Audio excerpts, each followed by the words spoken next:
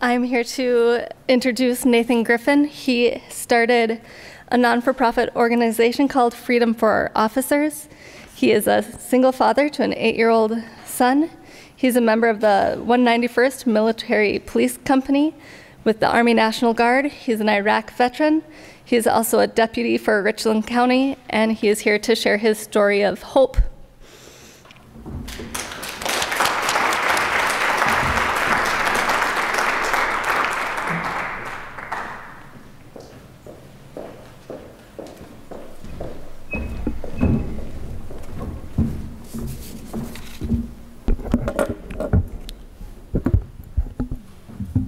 Hi. Thank you. Good afternoon. Really excited to be here today to speak to you guys and tell you a little bit about me and my story. Thank you, Nicole. I met Nicole at the VA actually, and I was there getting re-evaluated for my mental health.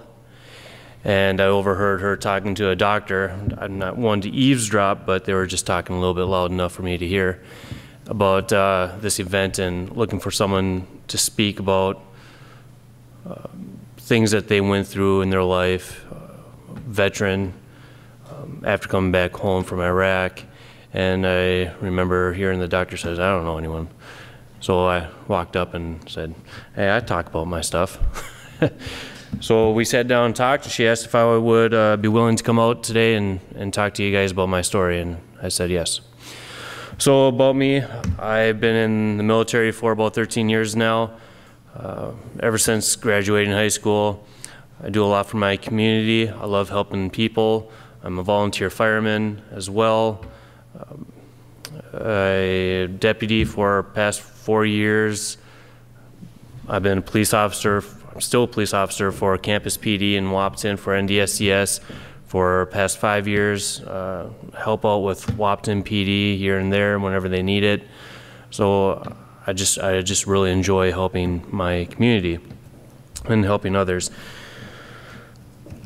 So I spent a long time trying to figure out what I wanted to say and how I wanted to say it, because it goes more in depth than what I usually ever talk about to people, even my family. And that's one of the hardest things I've had to do, is trying to figure out what I wanted to say to people I don't know about this subject, and the point I want to get across, or the message I really want you guys to leave with today. I'll try keeping it short. I know we're way over time already. So I'll try doing this to the best of my ability. I'm thankful for my girlfriend for being here supporting me today. And this is a little nerve-wracking for me. After coming home from Iraq, which was in 2009, 10 years ago, I can't believe it's been that long. I still have issues that I deal with. But coming back home, I really didn't know what to expect. We went through all the classes. After coming back, they talked to you about all this. I was E3. I wasn't really paying attention to what they were telling me. I wish I would have. But I don't know if they would have, if it would have really helped, because I did open up. I talked to my family, and the thing that I noticed the most was that my family didn't know how to listen to what I had to say. And they'd always say things like, "Nathan, if you don't have anything nice to say, I don't want to hear it at all." And it's not that I'm trying to be mean, it's trying to tell them that these are the stories, these are the things that happened in Iraq. I need to tell you these things because they're bugging me, of course. And so I had no one to listen to me, no one to talk to. And my buddy asked if I'd be willing to move to Iowa. I didn't know anyone in Iowa. I said, yeah, sure, when are you going? He says, well, I'm leaving in a week. I said, okay. So I rented a U-Haul, packed up all my stuff, said goodbye. Moved to Iowa. I was still drilling in Bismarck, North Dakota. So every month I drive from Iowa, 14 hours straight to Bismarck, and then turn around and come back, just to drill for 2 days. But what I was doing was actually running away. I was running away from all my problems. And I figured if I could just get away and restart somehow, things would get better. What I didn't know what I was doing was I was leaving behind my protective factors. And we all know about risk factors and protective factors because we're all here talking about suicide, right? So what happens when you have more risk factors than protective factors? You start tipping the balance, the scales. You're always going to have risk in life. You need the protective factors to help balance you out. No matter what it is, it's just there. It's just a part of life. Can't have good without the bad. Can't have light without the darkness. It's always there. But if you run away and leave behind all the good, all you're left with is the bad. So what then starts happening to your life? You get that medical wheel, right? That medicine wheel that Dr. Wayne was talking about. It starts messing with your mental, your spiritual and your emotional problems, and your physical problems. Everything starts eating away at you, little by little. So things that started happening, things that started changing, and I didn't realize it, was I started drinking to cope with everything that was going on. There's so much bad stuff that happened to my friends in Iraq and to me that I tried to forget. I tried to forget everything I remembered about Iraq, and unfortunately the only things I forgot was the good times. And it's so easy to dwell on all the negative. And that's what it was. It was all the negative stuff that kept coming back. And it was not only that, it was the nightmares. Nightmares of dead kids and just death and destruction. And I was always a godly man before going overseas. I carried my Bible everywhere I went. I read my Bible every day. I went to church on Wednesdays and Sundays, prayed, sang the songs, studied, just meditated on the good word. I went overseas. And I turned my back on God because how could a loving God have so much destruction and death in life of innocence? And it hurt so much. And that's where my spiritual thing started going downhill quick. Spiritual part of my medicine wheel. And it didn't help. It didn't help running away, going to Iowa. So I didn't have any protective factors. I kept dreaming my nightmares. I kept having bad thoughts. And suicide was never an option in life. It was never nothing that ever crossed my mind. But it got so bad, and I didn't know what to do. I tried calling out for help. I had my warning signs. I even talked to a person in my unit, and I told them, I said, hey, I'm thinking about suicide. And they said, don't talk stupid, don't think stupid. You're not going to do it, so just stop talking about it. Well, I can't blame them for saying that to me because we didn't have suicide awareness back then. Not like we do now anyways. But in my mind, I go, yeah, I'll show you. I ain't talking stupid. I'm serious about this. So I go to the bar every night and get hammered or get drunk, wake up, go to the fridge, grab whiskey, drink. At lunch, I'd drink. For snack and breakfast, and for all my snacks in between lunches and all that, I'd drink. I was a shut-in. I didn't work. I actually lived in a stow and go. I didn't have anywhere to live. I lived in a shed for a while, just drinking. And it just got so bad that and no one was there to help me. I didn't have any outlets. I didn't know what to do.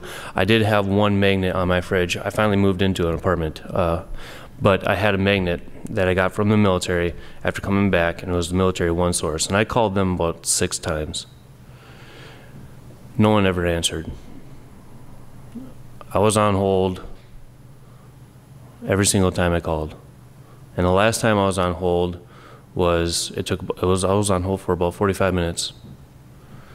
And in my mind, I was like, how can someone have a help center, a helpline, if there's no one on the other line to pick up? And that was my last straw, pretty much. I've tried. I called out for help, literally and figuratively, and no one ever answered. And I had all this pain and hurt inside me that I couldn't get rid of.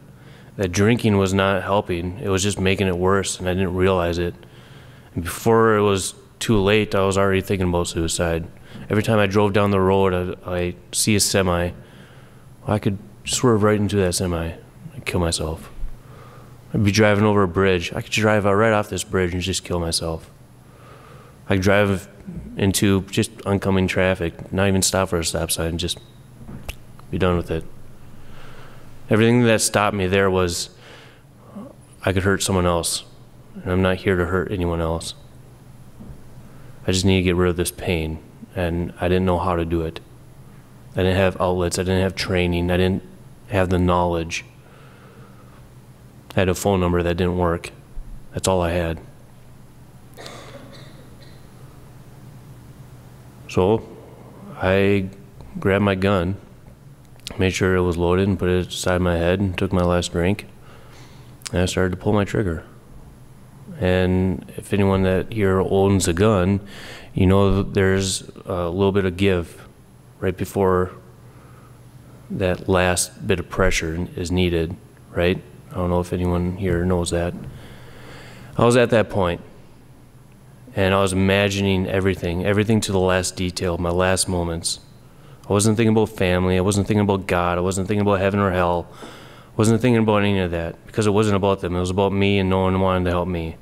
And I had no help.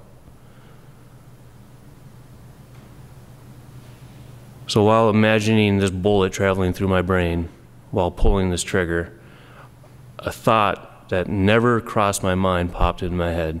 And it was, how selfish are you? And that thought is the thought that saved my life. Even though I turned my back on God, I believe God threw that thought into my head at the last moment that I was going to pull that trigger. And I stopped and I thought about that question. That's right. How selfish am I? I had brothers and sisters that died for things that they believed in. They died for me, they died for you, they died for our country, they died for the flag, they died for whatever their beliefs were, whatever they signed up for. They paid the ultimate sacrifice that I didn't. How selfish would it be to take my own life knowing that they gave up so much, and not only them, their families. Their families gave it up too. They paid a price as well. So instead of being selfish, I decided to change. And it was hard. It was one of the hardest things I ever had to do, was to decide to stop drinking, to decide to live with the pain, to decide to live every single day and try to better myself, not for me, but for them. So I did. That's why I'm here today. And it was really hard. It took years. I still had flashbacks. I called them blackouts because I'd be driving down the road and I'd black out and I'd be in a different state. I'd wake up not knowing how I got there. Brain on autopilot. I still deal with these things every single day. I might not have the flashbacks, but I still deal with things. I started going to the vet center, started talking to people, share my story.